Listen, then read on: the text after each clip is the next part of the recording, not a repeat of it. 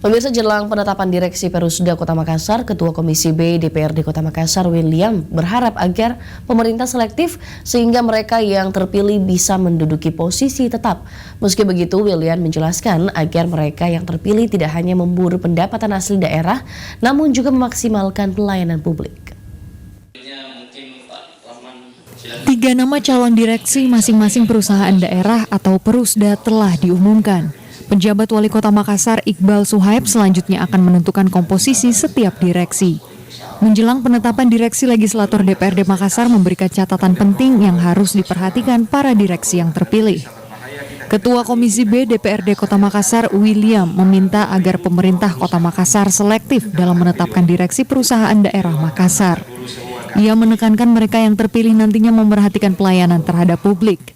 Sejauh ini diakui para direksi hanya memburu pendapatan daerah, namun mengabaikan pelayanan publik. Selama ini pelayanan publik seperti perparkiran, terminal, serta pengalokasian pasar dinilai masih sangat semraut. Sehingga sudah saatnya direksi yang terpilih berbenah dan kembali memprioritaskan pelayanan terhadap publik.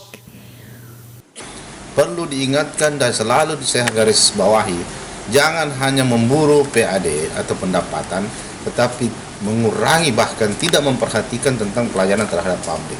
Ini yang paling menjadi catatan penting. Kenapa kita cuma buru target pendapatan tapi pelayanan di masyarakat itu nihil? Ini yang menjadi catatan.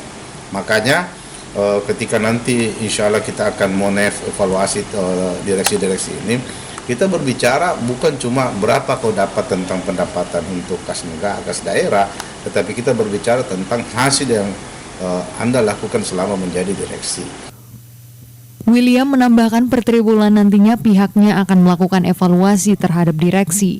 Saat evaluasi nantinya pihaknya tidak hanya menagih jumlah pendapatan daerah yang dicapai, tetapi bagaimana meningkatkan pelayanan publik dilakukan selama menjabat sebagai direksi. Teti Novianti, Celebes TV.